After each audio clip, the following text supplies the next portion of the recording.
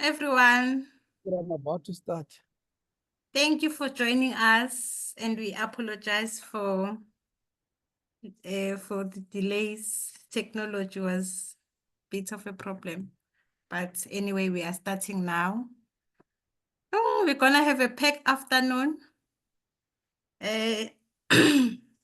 On the session that we're gonna have, of which we'll be talking about AI and machine learning. My name is Nomkosi Dlamini. I'm from AE2 Engineers. I'm a technical manager for electrical department, but today I'm presenting CESA Technology and Engineering Innovation Forum. I hope we're gonna have a meaningful conversation and learn from each other.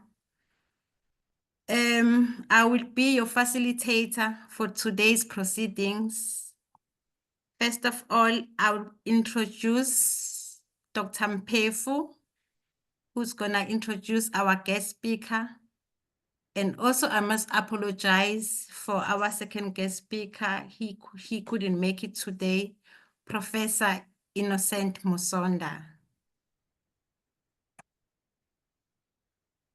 Dr. Pefu is a co-chairperson of CESA Transformation and Development Committee and the Managing Director of Med Tech Engineers. He is a professional registered with EXA, and he is a member of South African Institute of Electrical Engineers. He holds a BSc in Electrical and Electronic Engineering from UKZN. He's got a certificate course in wireless telephony from continuing education at University of Pretoria. He also holds masters in engineering from the Graduate School of Technology Management at the University of Pretoria. Dr. Mpefu is finalizing his PhD with the Graduate School of Engineering Management at the University of Johannesburg. So Dr. Mpefu would be introducing our speaker, Maanda Ramutumbu. Hopefully I'm pronouncing your surname correct. You are welcome to use a chat box if you have any comments. But for the questions, please use Q&A chat box. We're gonna deal with the question at the end of the session, but you can type in your question while we are proceeding with the presentation for today. Over to you, Dr. Mpefu. Yeah, thank you so much, Nomkosi. Thank you so much for the warm introduction. I noticed that probably the bio that you read out it's a bit outdated. Hopefully, the directorate will help us in the near future by giving you the updated one.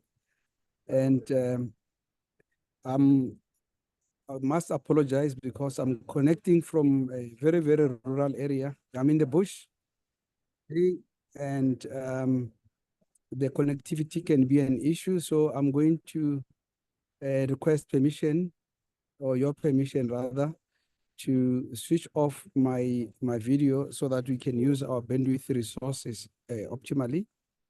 Because mine is just to really offer the opening remarks for this great session that we have planned for today. Okay, so I'm going to share my screen, presentation.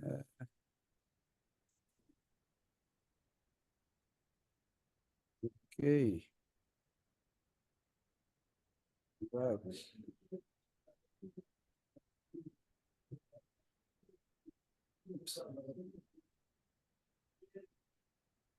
Okay, sorry. Okay, let me.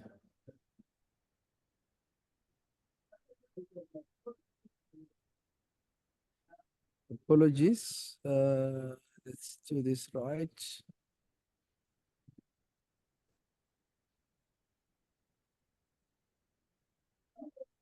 Okay. Are you able to see my screen? Yes, we can see your screen. Please go ahead. All right, thank you so much. So I thought we should start here. Oops, sorry. So this picture that you see here is a picture that was taken from a drone at one of the projects that we are busy with. The project is in Johannesburg, somewhere in Johannesburg South. And this is actually a public health facility where our company, Medtech Engineers, to run the project as an EPC. So here we are building a 460 kilowatt peak solar PV system with battery storage. And as you can see from the picture, there are over 955 panels. So a lot of panels that are already installed and lots of kilometers of wiring. So we are currently in the commissioning phase. So maybe the question could be, why am I showing you our project? I'm showing you that because, you know, when you look at solar PV projects, so many things can go wrong. You know, even after actual installation of a project of this particular nature, so many things can go wrong with the installation process. Not only during the installation process, but so many things can go wrong during the operation phase of this solar PV system. As you can see on this picture, there are cracks on some of the panels that you can see here. So cracks may develop as a result of poor workmanship or unfavorable climates with strong winds, snow, hail can worsen the situation. So those are some of the factors that can actually affect the quality and the performance of your PV system purely because of simple things like those cracks that you can see on the screen. Now, why are we so concerned with cracks on the panels? We are concerned and we are worried about these cracks because they have severe consequences for solar PV systems, such as reduced efficiency. So these micro cracks or cracks in solar cells can cause a decrease in the flow of current, leading to a drop in the system's power production capability, including the overall efficiency of these PV systems. Therefore, solar panel inspections are critical. So now, meaning we need to do thorough solar panel inspections, whether during the testing phase or even during the operation and maintenance phase of any PV system.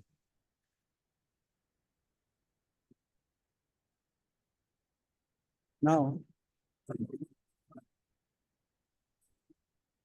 despite the rise of solar panel inspections, we still observe cases where people still perform manual inspections using handheld thermal cameras. So these thermal cameras are popular because they can explicitly recognize any manufacturing defects, cracks, faulty components, faulty bypass diodes, or even temporary shadowing on solar panels. Handheld monitoring is adequate. However, the approach can be made more efficient by fostering drone technology, as you can see in the picture there. So by relying on drones, they can actually capture images that enhance the quality of data, that increases the safety and time efficiency. So if you look at the solar farm in front of you, you know, having to do a manual inspection, you can just imagine how long it would take you to physically do an inspection on all of these panels manually. But by utilizing this drone technology, one can actually conduct inspections in a very, very timely and efficient manner. However, drones are not just, you know, tools that we use to fly over such installations to collect imagery. These drones are very, very intelligent systems. When you combine them with some of the software applications, you can actually derive a lot more intelligence that you actually need.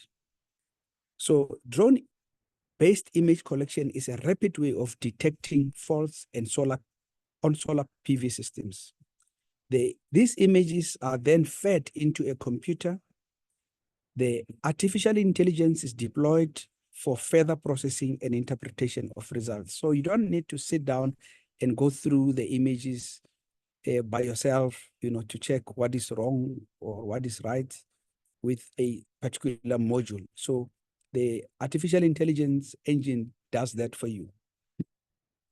And in turn, saves you money, saves you a lot of stress, and you are then freed to do other important activities in the business.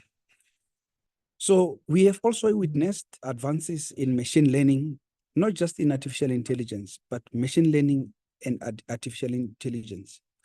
They can benefit the renewable energy ecosystem. A key area that these technologies are being applied to is in panel testing, as we have seen, and using a combination of machine learning and artificial intelligence. So leveraging these technologies helps us establish the highest levels of accuracy and decreases the time for this inspection process as well. Both of these factors directly benefit the end client. So my task today was to offer some opening remarks for this webinar, and I deliberately chose a subtopic in renewable energy to celebrate the 129th days without load shedding. So take this as a celebration and tribute to those colleagues who are working hard at ESCOM and other related organizations to make sure that we have stable and reliable power supply. Right, so I am delighted today that we are hosting an esteemed guest by the name of Mr. Maanda Ramutumbu, who is going to share his wisdom on artificial intelligence and machine learning within the built environment with us. So I will now read Maanda's brief bio. So Maanda is the executive head of Internet of Things Center of Excellence at Vodacom South Africa. He is responsible for IoT solution ecosystems that drive value for enterprise customers. He is a professionally registered engineer with over 20 years experience in rail logistics, defense aeronautics, energy management, consulting, and ICT. He has worked for companies such as Transnet, ESCOM, Accenture, Deloitte Consulting, and Vodacom in his current role. Maanda holds a master's degree in engineering management from the University of Pretoria and a Bachelor of Science in Electrical Engineering degree from UCT. He has served in leadership roles at various industry organizations, such as the South African Institute of Electrical Engineers, as the chairperson of the Central Housing Center and the National Council, IEC, where he was a member of the Smart Cities Mirror Committee of South Africa, Power Gen Africa Conference, where he was a member of the advisory board. He also sits on boards of Fushani STEM Foundation and Reimagine SA, which are NPOs making great social impact. Maanda has presented at conferences such as Power Gen, Distributech Africa, the Africa Utility Week, Mining Indaba, and the Singularity University South Africa Summit. Some of his awards include Best Paper Award at the Power Gen Africa Conference in 2017, Young Engineer of the Year for the South African Institute of Electrical Engineers, highly recommended paper at the PowerGen Africa Conference in 2016. Maanda's interest continue to focus on leveraging technology in the fourth industrial revolution in order to transform society and business. Ladies and gentlemen, please welcome Maanda. And thank you so much for your attention. Thank you, Dr. Mpefu. Am I visible? Am I audible? Yes, you are. Please continue. Yeah, I think, Doc, maybe just some remarks. You talk about connectivity. It is very clear that you are not on the Vodacom network, because if you were probably not going to be experiencing the challenges you're experiencing. So we will sort you out on that one, Doc. All right. Please let me know once my screen is visible. Yes, it's visible. Thank you. No, thank you. So good afternoon, colleagues. My introductions have already been made, so I won't go into that. I think when this opportunity came up to have a conversation around AI and machine learning, I think that oftentimes there is a very educational approach to these topics. I think a lot of times they are not real or tangible for various use cases. So, and I'm glad that Dr. Mpefu actually talked about a use case in AI where they're using image processing to pick up defects on panels. Now, I think what becomes very important to start with is the challenges that are facing the industry. And I think that you will probably know a lot more about it. And in terms of what are the challenges that you face on a daily basis. And the reason for starting with the challenges, it's very important that when we have a technology discussion, it does not start with the technology, but it starts with a problem that you are trying to solve for. I think that in this 4IR revolution and digital industrial age, a lot of people have taken technologies without understanding what the problem that it seeks to solve. The first one that comes to mind is the aging infrastructure. I think that there has been various statistics, both from SAIEE, the Auditor General, around the poor condition of our infrastructure. As we speak today, the average percentage of non-revenue water in municipalities in South Africa is north of 45%. Now, in simple terms, that means that if you were selling cars, there are about 4.5 cars or 5 cars, half your stock just disappears and there's no knowledge about it. This leads to the second one, where there is inadequate maintenance. And I think that a lot of focus has been given to the upfront engineering of design, construction, commissioning. But as the infrastructure gets used, there is a need to make sure that there is adequate maintenance. And by the way, this is not just a South African problem. The government of Germany has indicated about 60% of their public infrastructure is outdated and are making plans to make some upgrades. Skills shortages is one of the elements that comes to mind. That figure there of 140,000 is the number of engineers that the US needs to keep up to date with the various infrastructure challenges that they have. Project delays and cost overruns, we know that. I think there's a stat by McKinsey that about 20% of all infrastructure projects either are behind time or run over. The next one is around the regulatory and compliance requirements, which, as they change regularly, means that we need to make efforts to update our compliance effort, which can further delay projects and increase costs, because some of these regulatory requirements might only come during the course of deployment. The environmental and sustainability concern remain, and I think that further they put strain on infrastructure as we see the effects of global warming. We see what has happened in the province of KwaZulu-Natal, and some of the challenges where they are having water shortages is because of the damage to the infrastructure in those places.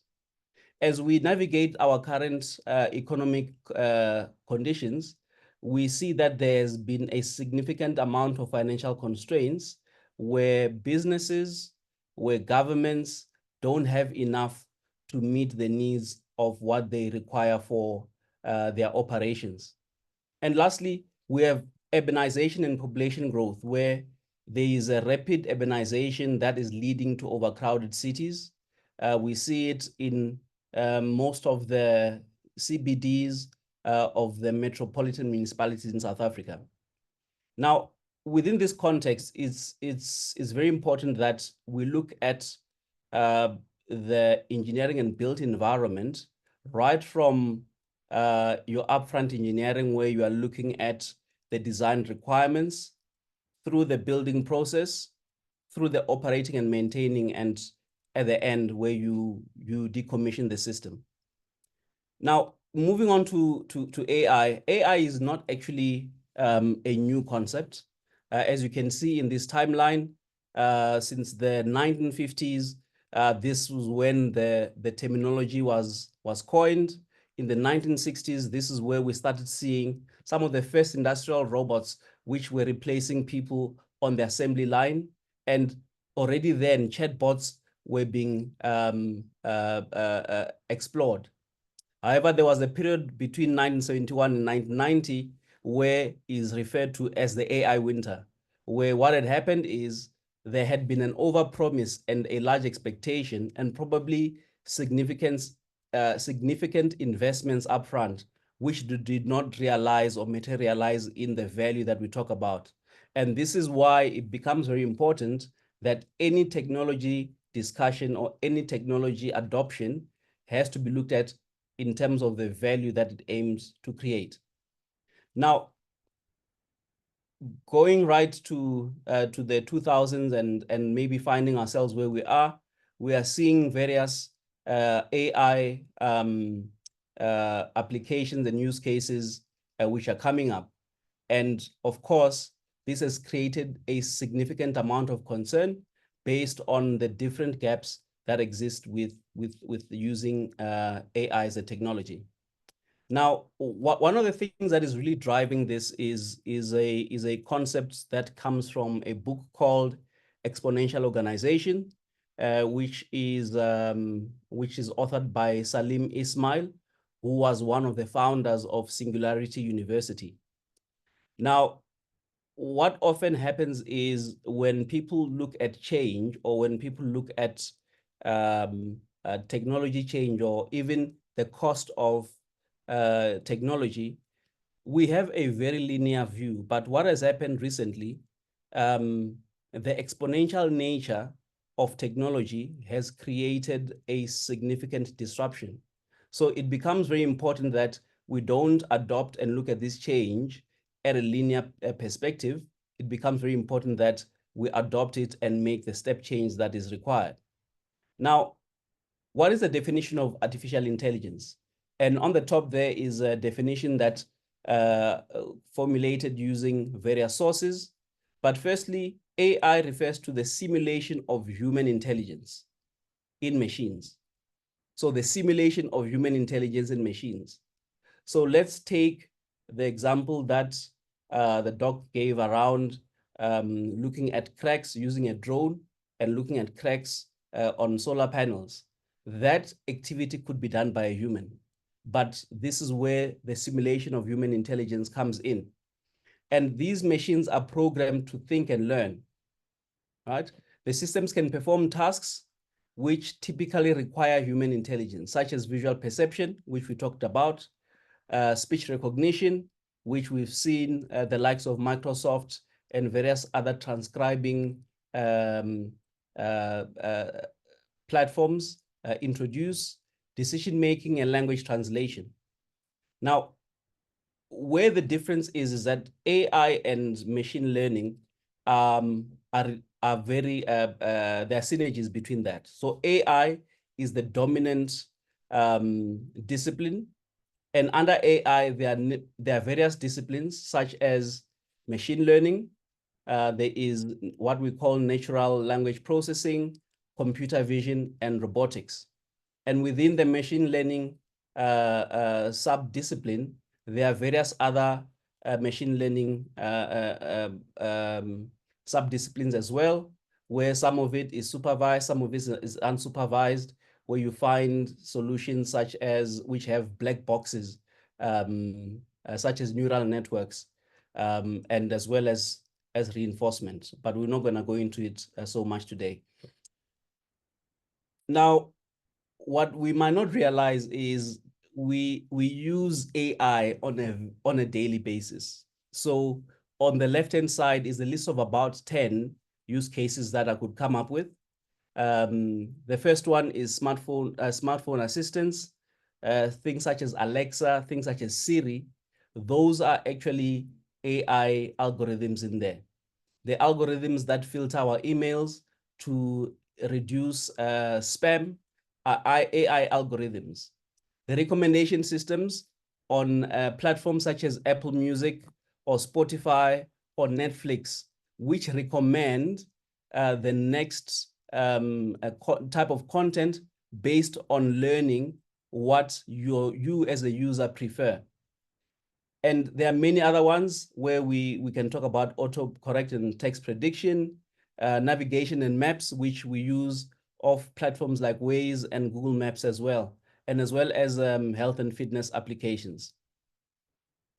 Now, it's very important that when we look at the AI, we have to consider what it means for our own environment.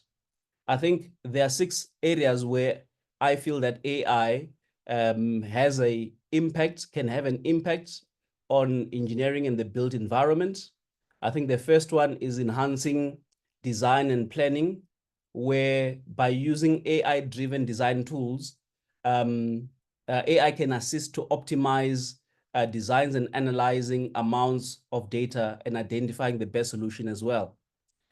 Secondly, around predictive maintenance, we know that with the squeeze on budgets, companies and governments are trying to sweat the assets as far as possible. Now, rather than following a time-dependent maintenance process, we are able to use artificial intelligence to predict when a failure could likely occur and therefore recommend what the maintenance intervention is. We probably see it in modern cars today, where your service plan does not follow the traditional 15,000, 30,000 time-dependent interventions. It looks at some of the conditions of things such as your brake pads and various other things by using IoT sensors in the vehicles to have predictive maintenance. In construction, I think that in automation robotics, I think that this is an area where the doc has already indicated. The next one is safety improvements, where by even using things such as wearables, IoT devices, you are able to observe or analyze data to predict the likelihood or to identify conditions which could lead in lost time injury as well. Smart infrastructure, we've seen the squeeze on the environmental impact, where now we are able to use AI to optimize things such as office spaces, in terms of energy use, in terms of other utilities as well, without compromising the comforts of the people in those buildings. And sustainability is one that we covered around optimizing the use of utilities as well, where the ability to reduce the carbon footprint is also enhanced. Now, here are some use cases of AI which are not at a concept level, but these are companies that are using these use cases. So in the mining sector, you have Rio Tinto, where they are using the use case here is predictive maintenance. And essentially in this aspect, what they do is they have sensors in various equipment and start to monitor the condition of those equipment and use it with other data like previous history of failures and breakdowns to optimize and predict when likely a maintenance intervention is required. Goldcorp, on the other hand, looks to estimate the ore grade by using field sensors during the drilling process as well. We have, this is not in oil and gas, but in water, things such as, in oil and gas, where reservoir management, where data is taken from various sensors to look at how the reservoir that they're about to drill is behaving and various other variables such as that. In infrastructure, we see structure health monitoring, where companies like Bentley Systems based in Canada use AI to optimize the health of structures, to see what are the conditions that could lead to fatal accidents as well. The smart water management is one that also come to mind, particularly in a country like ours, which is water scarce, where you are using IoT devices, meters, and various algorithms to try and predict where likely bursts could occur, but also to even look at things such as revenue management, which municipalities are struggling with, and of which through Vodacom, we have got offerings such as that as well. Grid management, we have heard about smart grids. General Electric has a platform that leverages AI to optimize grid management as well. And energy consumption optimization, Google uses that in a lot of their data centers as well. Now, there are various challenges that affect AI and ML technologies.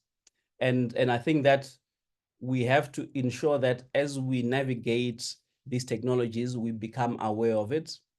The first one around data quality and quantity, because these solutions depend on data inputs. If they don't have the right data quality and quantity, they might not be able to predict things or situations optimally.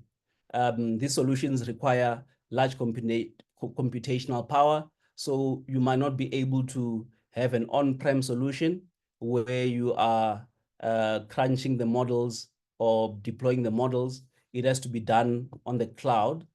A third one is algorithmic transparency, where situations such as bias often can exist. And some of these biases could be based on how the algorithm has been set. It is biased to maybe a gender, maybe to a race, and these algorithms are not transparent as well.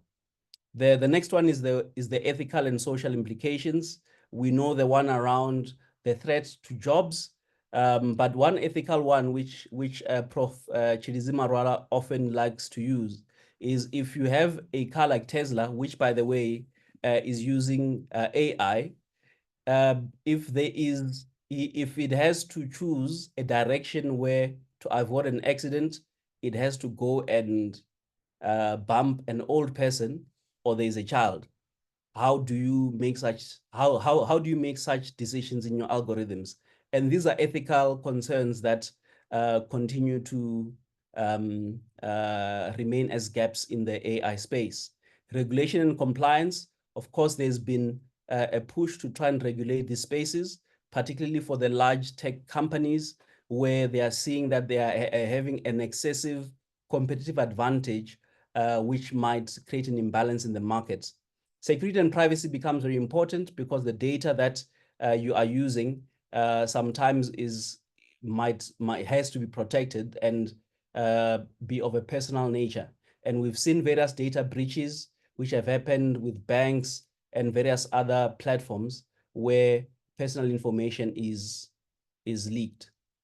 These solutions often, there are challenges around scalability and integration, particularly in spaces where there is old technology or legacy technology. So it becomes very important to have the right capabilities to be able to do that. And of course, the cost and investment still remains large. I think that with the boom of AI, talent shortage still continues to be a significant aspect.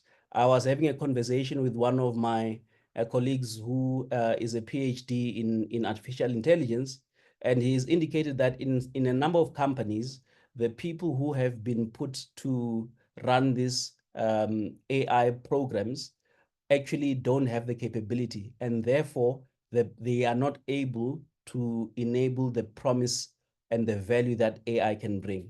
And lastly, I think that there is still an aspect of trust and acceptance. When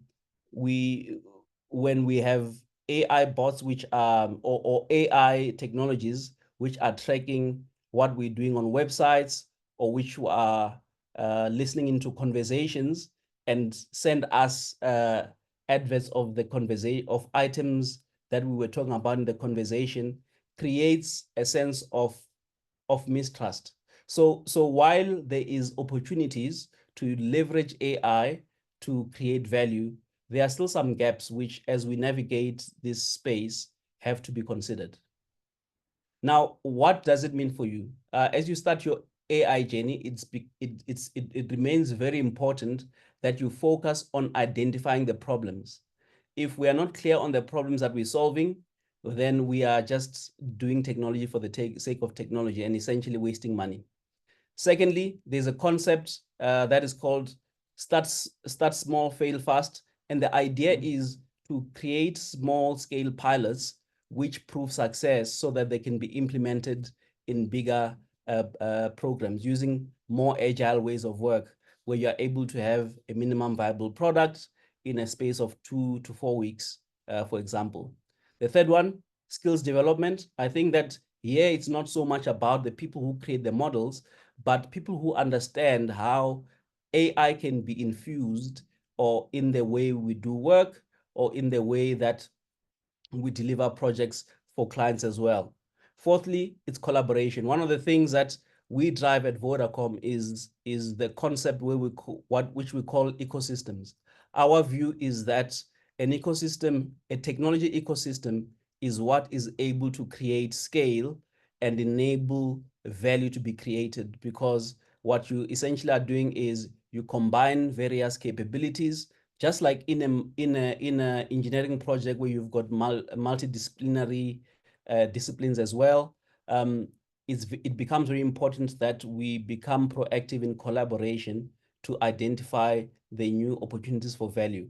And fourthly, it becomes important to ensure that you collect data, because without data, your AI models are not rich enough to give you prescriptive outcomes as well. And lastly, is to ensure that as we bring in these solutions in our environment, we ensure that it's able to integrate in these technology ecosystems that we have. Ladies and gentlemen, thank you very much for that opportunity. And I've come to the end of my presentation. Thank you so much, Maanda. I don't know if we don't have any questions. I don't see anything under Q&A box.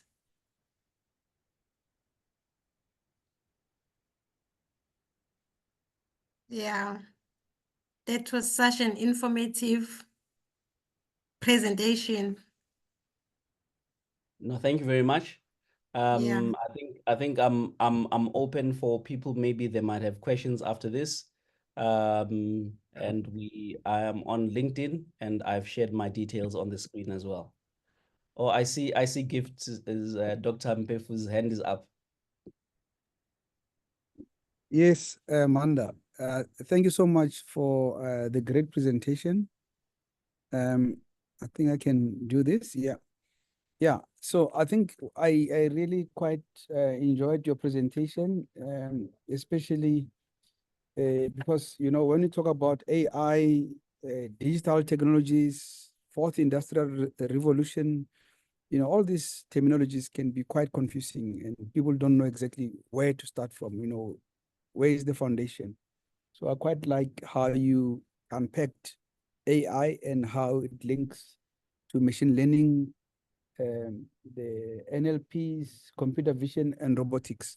I thought that was very interesting. And to my colleagues who are on this platform, you know, especially from the Technology Engineering and Innovation Forum, I think we can take some notes from that because today's webinar is focusing on machine learning. So it means we have a lot of work to do in the area of NLPs, computer vision, and of course, robotics. You know, chatbots and robotics are quite trending and it's very important for us to understand that. So what I wanted to understand is, you know, where is the fourth industrial revolution in this whole phenomena that we are talking about today? How does it link to artificial intelligence? You know, so what is the relationship between the concept of digital technologies and artificial intelligence and machine learning as concepts? No, that's a very great question. And I think that with all these terminologies flying around, it is very easy to get lost in these terms. Now, I think let me start off with what 4IR is. I think over time, and I guess historians have noticed that there were certain activities or industrial activities that centered in creating an industrial boom, right? We have the second industrial revolution, I think, which was based on electricity, where large-scale electricity was being provided. You have the first industrial revolution, which was based on steam, where steam trains were being used, you know, to transport goods and services. Then you have the third industrial revolution, which was mainly centered around microchips, where the likes of Silicon Valley were really coming back from. And then you have this fourth industrial revolution, which is essentially driven by using data to get new insights from data. That is essentially what the fourth industrial revolution can be defined in very simple terms. Now, in this fourth industrial revolution, what has also happened is there has been an advancement in a number of technologies. So let me start by IoT, which is a space that we're in. We are seeing that you are able to create smart sensors at a low cost to be able to be put into dumb devices and make them smart, right? I'll use a simple example. I have got a IoT geyser timer attached to my geyser circuit breaker, right? I'm then able to automate when this geyser timer should switch on the geyser and when it should switch off the geyser. I have a plug which you can put, an IoT plug which I can put on a socket and create a smart socket, for an example. So if there is a heater linked to that, I essentially can remotely, driving back home, I'm able to switch on that heater from my phone and enable switch on that heater. So that's something like IoT. Then you have cloud computing, where the fourth industrial revolution is creating large tons and tons of data, which you won't be able to store all your data, right? If we have to store all our data, everyone might need to have their own data center. So you are finding companies like Google, like Amazon, like Microsoft, who then create data centers and then sell you the data services. So they have got expertise in securing the data, in ensuring that the data is backed up, and so forth. And I think I was quite a doubter of cloud technology, and I think about 10 years ago, when 14 years ago actually, when I was in my information systems class for my master's, when the professor told us about there's this thing called cloud computing, my question was, who would be so dumb to hand over their data to be taken care of someone? Little did I know, a few years later, I had someone steal my laptop, which had hard drives, and I lost all that information, right? So the services that these companies are able to bring enable that. And then, of course, on the back of that, you are then able to effect things such as AI. You are able to create insights. You are able to enable machines to learn based on certain things, and therefore you are then able to create various advancements. Now, what becomes very important is, I don't think any single technology can stand on its own, right? So AI without data inputs, which might come from IoT devices or are linked with data stored in the cloud, are useless. They need that information to be able to drive that, right? You need connectivity. So you're seeing with 5G connectivity, you are then able to enable various other procedures, right? So a use case in the health space, which uses a similar one to yours, is around analyzing X-rays, right? So an AI machine or platform is used to already identify various defects by just viewing X-rays. Now, that's very helpful for our health system, because you find that doctors are working long hours, and their level of attention can be severely impacted. So the AI then enables the productivity of that doctor to also improve. So in a nutshell, that is how 4IR and these technologies that get thrown around really come together. Okay, no, thank you so much. I think that was a very, very comprehensive, response to the question that is bugging a lot of us and a lot of people out there. And I'm glad that you highlighted the issue of healthcare and also made reference to Professor Chilizi Marwala, because I also know that he also warned us in one of his articles in the health space domain to say we need to be very careful about, of course, we embrace technology, we embrace artificial intelligence, but we also need to be careful about how we trust, some of the interpretations and the outputs of some of these AI softwares, especially on health care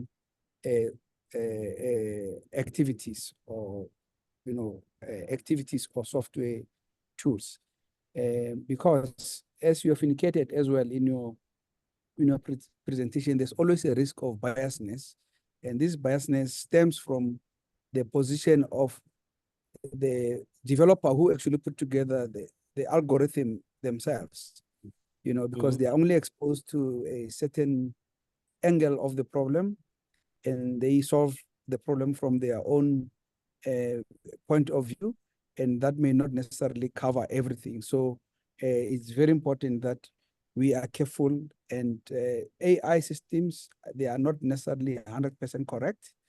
We just need to make sure that we design them in such a way that they keep on learning and improve the accuracy as they are put out to operation. So thank you so much for that. Yeah. So over to you, Program Director. Thank you. We've got a question from Letabo.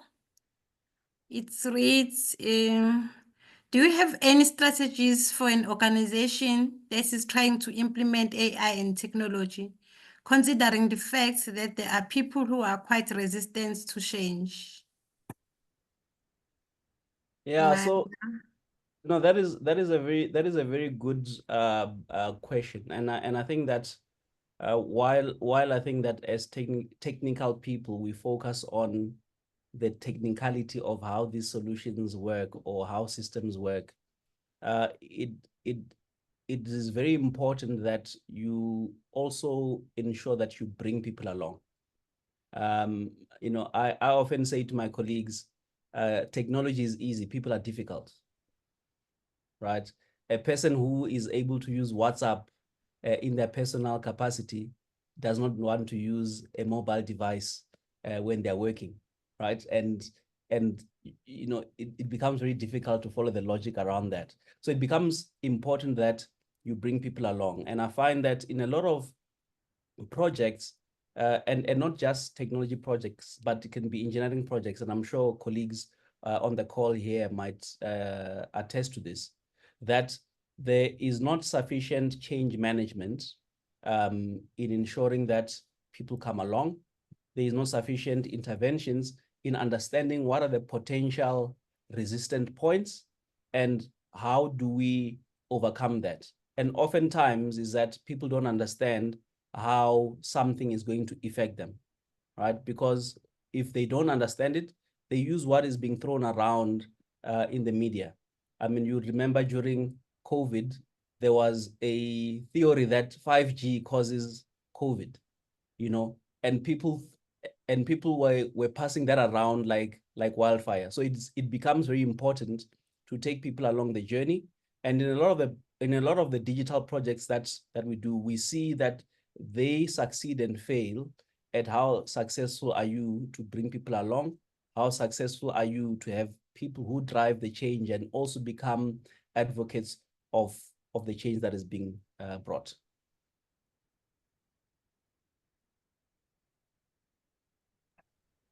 Thank you, Maanda. We've got another question from the chat box about the drone from Israel. It seems like the drone technology can be used effectively in road construction to identify defects, visual inspection, which would save time and human efforts. And the concepts of predictive maintenance will ensure that maintenance is done at the right time before the infrastructure reaches the critical state, and therefore increasing its life expectancy.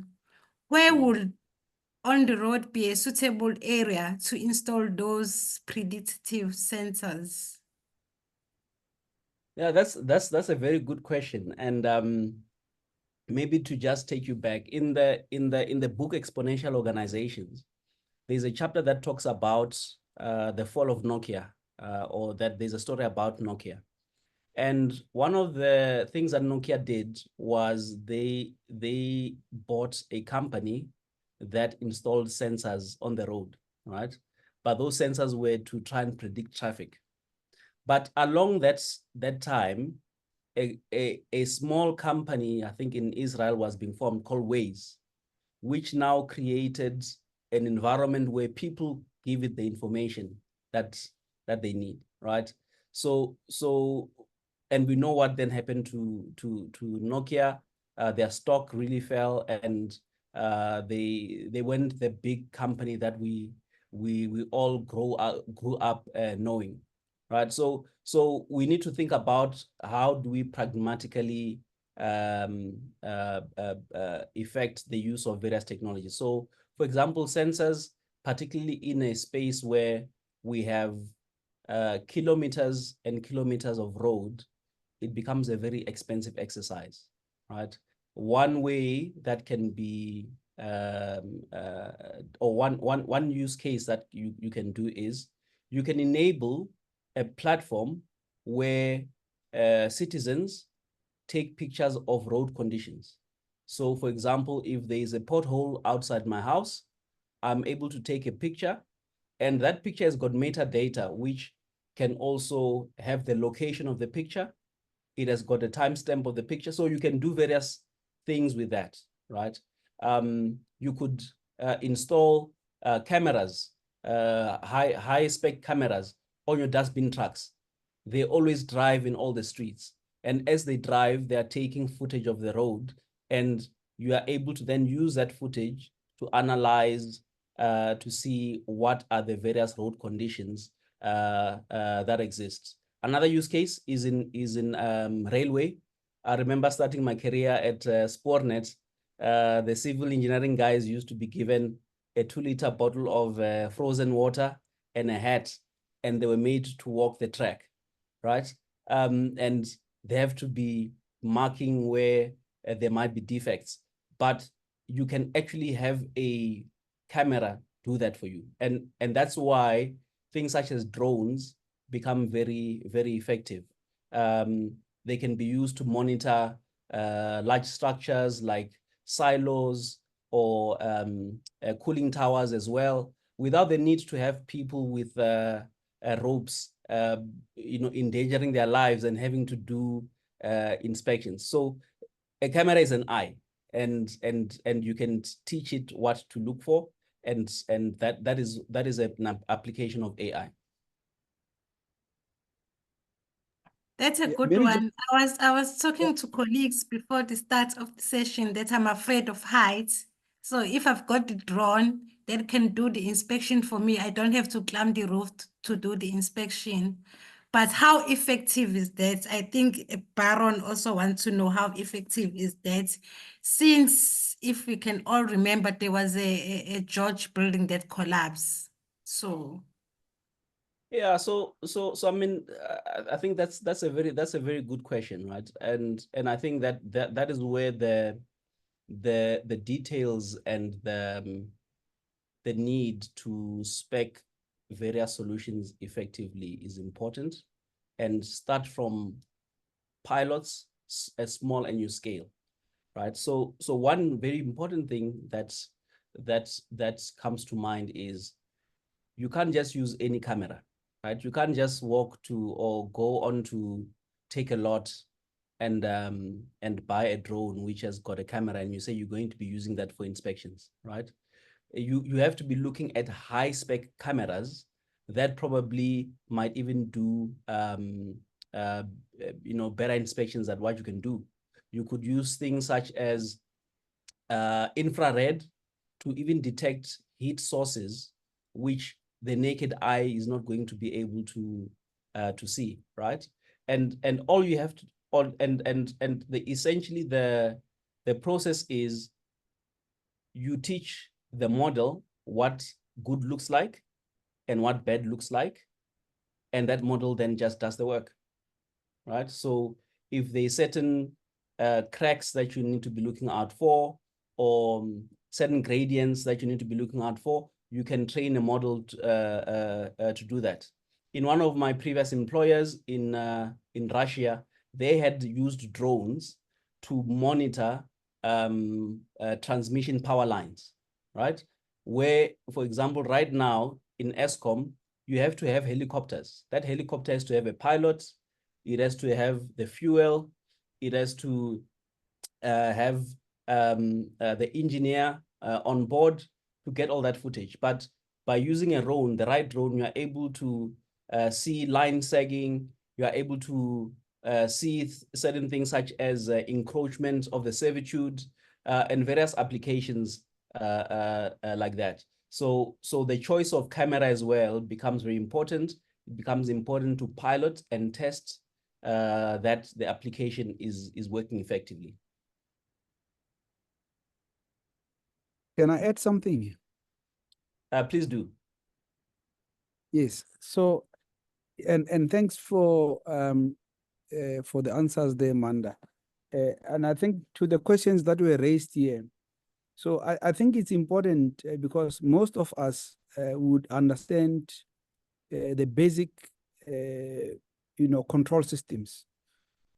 Most engineers would understand that if you have an input, you have a processor, and then there is an output. And if you like, there'll be feedback, in case the output is not what you expect.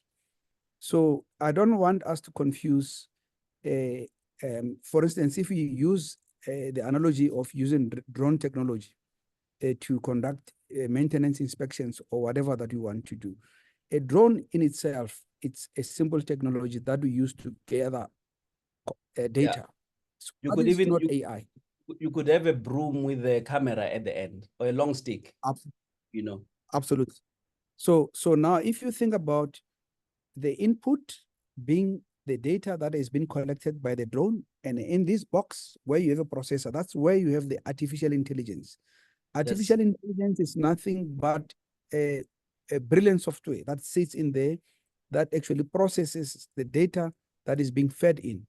And what you see is the output. Now, the output could be what you expect it to be, or it could be something, absolutely completely out based on your biasness. So that is the point that I wanted to make, that a drone is a data collection tool, and AI is another software sitting somewhere. And if you put all of these technologies together, they can help you to enhance your environment, but you need to be aware of the limitations of the technology within your context. For instance, Maanda spoke about, I cited the example of the healthcare space where they use, AI, to help, the guys, the clinical practitioners to analyze cases. Of course, you cannot, as a medical practitioner, you cannot just leave it out to an AI technology to basically do the diagnosis for you. So at some point, you need to come in and apply your knowledge and your expertise to the problem at hand and make decisions, because I certainly do not want to be diagnosed by a machine, because so many things can go wrong. And actually, this is where Professor Chilizi Marwala wants us to say there is an element of this element where it's not 100%. You need to be very, very careful. So depending on the use case, so you don't want to take a chance in the healthcare space. You can take a chance in other spaces, but when it comes to health, it's so sensitive. You need to be very, very careful about those particular contexts. No, and definitely. And I think that you're touching on a very important concept. I think one of the things to allay the fears of people is that AI is not necessarily coming to replace what you do, right? It can be used to enhance your work, right? Yes. So there's a platform like ChatGPT. You give it prompts, you can it is able to formulate texts, and it can analyze various data, right? And if we have time, I mean, I've got a window open here, and I could just take you through what it does. And by just getting publicly available information, you are able to use it like that, right? So it means that this is a task that would need me to be going to websites and finding information, which might take me hours. Let's say I want to understand what are the number of meters in the different municipalities. So I must go to that website. I must try and find the annual report. If I don't find the annual report, I must go to find another source, the IRP, right? And ChatGPT can do that for me. And where it can't find data, it'll let me know, right? So, but it's to enhance the way we work as well. Okay, so I think I'm very, very mindful of time, and with your permission, Program Director, I think, allow me, to thank our guest speaker and also our audience, our fellow members and fellow engineers or engineering professionals for really attending this webinar.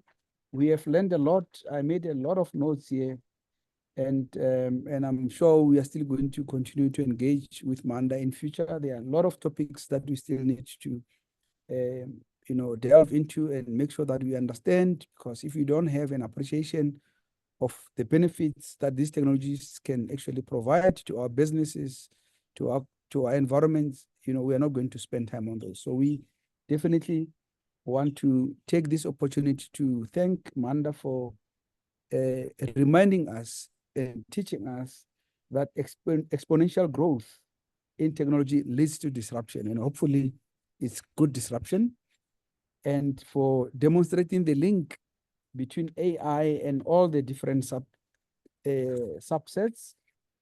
And he also shared very, very important information regarding the impact of AI on engineering. You were very, very specific.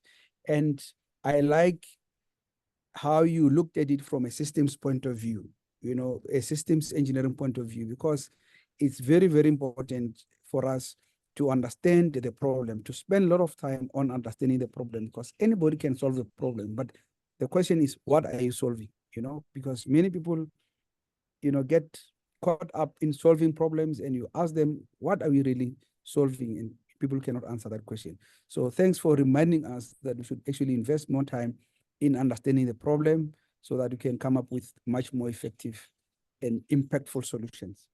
And I also enjoyed how you presented the use cases of AI in the industry, because I think these examples, they really encourage us. They really demonstrate that you can actually utilize this to drive business growth, to drive efficiencies within your organization.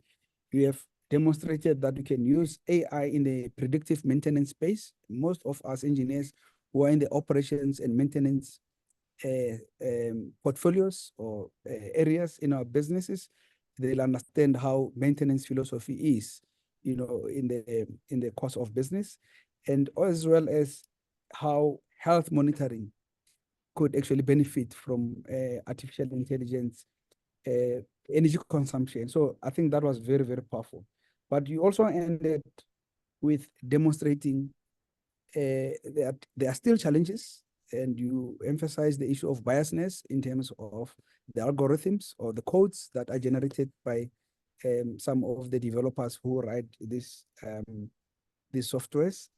And of course, importantly, the issue of the ethical considerations are very important, because we cannot take them lightly, because we need to be seen as technocrats. We need to be seen to be responding and being respectful to the dynamics in the different, the diverse culture that we find ourselves in. So thank you so immensely for really spending time and sharing your great wisdom with us. So thank you so much from my side. Over That's to my you, pleasure. Chairperson. Thank you. It looks like people are more interested now. We still have more questions. And our session is supposed to be completed by 3 o'clock, I guess. So I would just allow Maanda to take 2 more questions. We have 2 questions that we can still take. There's one question from Anonymous. With a country like ours, South Africa, which is developing and also faces a shortage of infrastructure and vandalism, can we really trust AI? I think most of the people are like me, they have trust issues for engineering to provide and develop the industry at this stage. If, as a country, we still haven't caught up with the previous revolutions, how tangible, reliable it is, its functionality without the support of current technology due to underdevelopment? That's a very good question, right? I think the first thing is, any new technology that comes, there's always trust issues. There's always people who feel it is threatening their livelihood. One of our former presidents at the SAIEE, Jacob Mashinjika, tells a story that the reason why electricity was rolled out a lot more quicker in Johannesburg is that in Cape Town, there were these wood companies that felt that this electricity is now going to come and disrupt that industry, right? So it's not a new thing. Just like now, even debates that still go on, that does a cell phone tower cause cancer, right? So you find that there's always an element of fear, an element of mistrust, right? And I think that it's going to be something that happens over time. I think that the use cases of AI that we have now, there are some which are quite easy to use, things like ChatGPT or Microsoft Copilot. are some of them. And I think that more on the public sector, that adoption is a lot more slower, right? So when I was in Accenture, we had a solution called the water analytics platform, and we had deployed in one of the municipalities in Europe, or one of the water utilities. But it was so difficult to come and sell it here because the mindset was we need to change pipe work.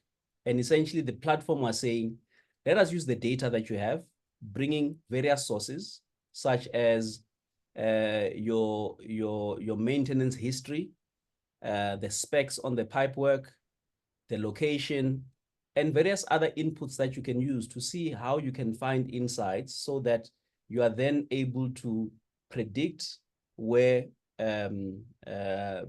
bursts can occur or leaks can occur. And therefore you then are able to reconfigure your entire workforce using that, right? And I think that they were not ready for that conversation. I mean, the gentleman we talked to was very clear. I said, no, look, that is at least 5 hours from for us. So a second thing about the public sector is the public sector is tricky, right? In the private sector, maybe I can be given an investment to go try something out, and if it fails, it's okay, right? In the public sector, I get given a budget, and that budget has to deliver some infrastructure or some outcomes against a certain IDP. And if I don't deliver that, if I said I was trying something out and I don't deliver it, I'm in trouble. It's wasteful expenditure, right? So that's why some of the how legislation and how things are done are still lagging a lot more of the technologies as well. But it's going to be a journey. There will be cases where it's not ready. Like Dr. Mpef was talking about, that he wouldn't want a robot to be or an AI to be diagnosing him. But there are people already doing the research.